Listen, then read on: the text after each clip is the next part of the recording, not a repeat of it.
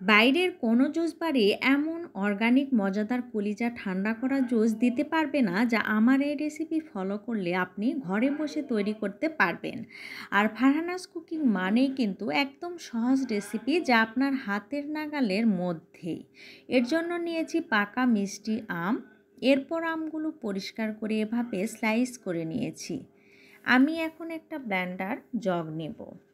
জগে সবগুলো আম ঢেলে দিব। আর অবশ্যই আমগুলো কিন্তু মিষ্টি হতে হবে, তবেই পারফেক্ট জুস হবে। এরপর দিব 2 টেবিল চামচ পাউডার দুধ, দিব 2 টেবিল চামচ চিনি। চিনিটা কিন্তু আপনারা আপনাদের স্বাদ মতোই দিবেন। এরপর দিব 2 টেবিল চামচ কনডেন্স মিল্ক। এরপর দিব 2 কাপ পরিমাণ একদমই ঠান্ডা বরফ পানি। এরপর আমি ব্লেন্ড করে নেব। ব্লেন্ড করা হয়ে গেলে এখানে কিন্তু আরও 2 কাপ পানি আমি মিশিয়ে নিয়েছি। এরপর ভালো করে নেড়ে নেব। দেখুন দেখতে কতটা ইয়ামি লাগছে, দেখে কিন্তু কলিজা ঠান্ডা হয়ে যাচ্ছে। এরপর আমি একটা জাগে ঢেলে নেব।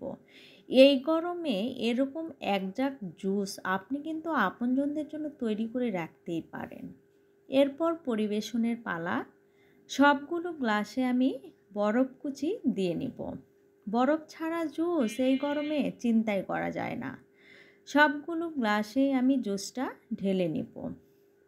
এরপর আমি আবারও দিব বরফ কুচি। এরপর সবগুলোতেই স্ট্র দিয়ে দিব। মাশাআল্লাহ, দেখতে যেমন ইয়ামি লাগছে, খেতেও কিন্তু দুর্দান্ত হয়। এত মজা ইয়ামি হয় যে আপনি তৈরি করে বুঝতে পারবেন। এভাবে আপনজনদের সামনে এক গ্লাস জুস আপনি কিন্তু দিন শেষে দিতেই পারেন।